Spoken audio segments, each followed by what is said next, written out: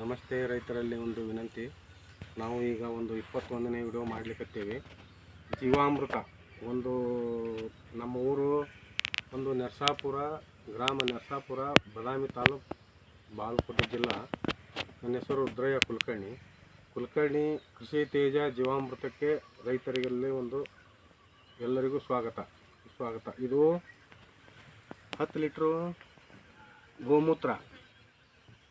ಇದು ಗೋಮೂತ್ರ ಇಷ್ಟು. ಆಮೇಲೆ ಇದು ಆಕಳ ಸಗಣಿ ಕಲಸಿಟ್ಟದ.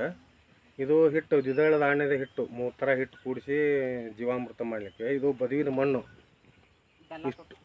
ಇದು ಆರ್ಗ್ಯಾನಿಕ್ ಬೆಲ್ಲ.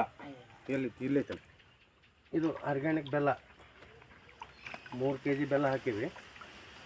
ಇದನ್ನೆಲ್ಲ ಕೂಡಿಸಿ 500 ಲೀಟ್ರ್ ಬ್ಯಾರಲ್ಲಿಗೆ ನಾವು ಇದನ್ನು ಹಾಕಿ ಈಗ ವಿಡಿಯೋ ಸ್ಟಾರ್ಟ್ ಮಾಡ್ತೀವಿ. ನೋಡ್ತಾ ಇರಿ. ನಾಲ್ಕಲೆ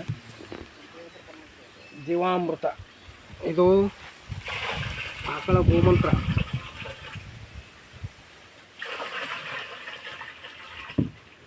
ಗೋಮೂತ್ರ 20 ಲೀಟ್ರ್.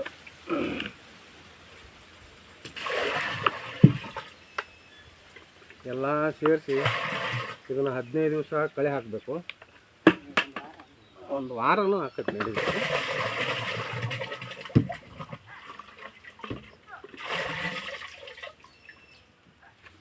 ಇದು ಬೆಲ್ಲ, ಆರ್ಗ್ಯಾನಿಕ್ ಬೆಲ್ಲ. ಇದು 3 kg ಬೆಲ್ಲ ಐತಿ. ಇದು ನಿಮ್ಗೆ ನೀರಾಗ ನಾವು ಇದನ್ನು ಸಣ್ಣಗೆ ಮಾಡಿ ಹಾಕಿದ್ದೀವಿ.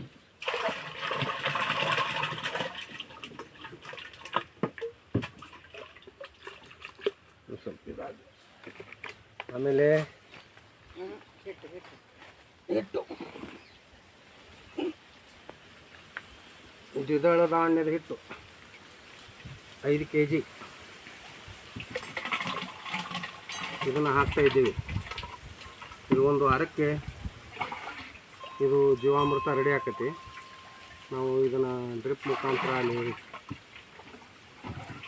ತೂತಿನ ಪೈಪ್ನಾಗ ಸ್ಪ್ರೇಯರ್ ಮಾಡಲಿ ಹಾಕಿ ಇದನ್ನು ದ್ವಿದಳ ಧಾನ್ಯದ ಹಿಟ್ಟು.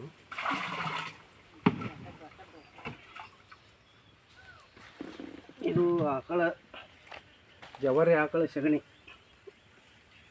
ಇದು ಒಂದು 3-4 kg ಐತಿ. ಈ ಥರ ಇದು ನೀರಾಗ ಕಲಿಸಿ ಈ ಥರ ಆಗಬೇಕಿದು.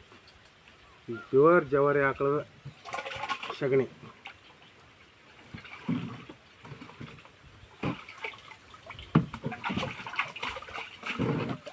ಎಷ್ಟಾದಾಯ್ತು? 4-5. ಬದುವಿನ ಮಣ್ಣು 2 ಬಗ್ಸಿ ಹೊಲದಾನ ಬದುವಿನ ಮಣ್ಣು.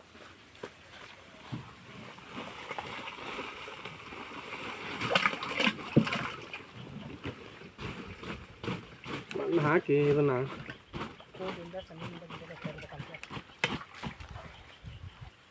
ದಿನನಿತ್ಯ ಪೋಲಿನಿಂದ ಇದನ್ನು ದಿನನಿತ್ಯ ನಾವು ಹಿಂಗೆ ದಿನ ಮುಂಜಾನೆ ಸಾಯಂಕಾಲ 2 ಸಲ ದಿನ ಹಿಂಗೆ ತಿರುವಿ ಜೀವಾಮೃತವನ್ನು ರೆಡಿ ಮಾಡ್ತಾ ಇದ್ದೀವಿ. 8-10 ದಿವಸಕ್ಕೆ ಇದು ರೆಡಿ ಆಗ್ತೈತಿ. ಎಲ್ಲ ಪೀಕಿಗೂ ಹಾಕ್ರಿ, ಬೇಕಾದ ಪೀಕಿಗೆ ಹಾಕ್ರಿ. ಯಾಕಂದ್ರೆ ಇವು ಬೀಜ ಗೊಬ್ಬರ ಅಂಥವೆಲ್ಲ ಭೂಮಿಗೆ ಒಳ್ಳೆಯದಲ್ಲ.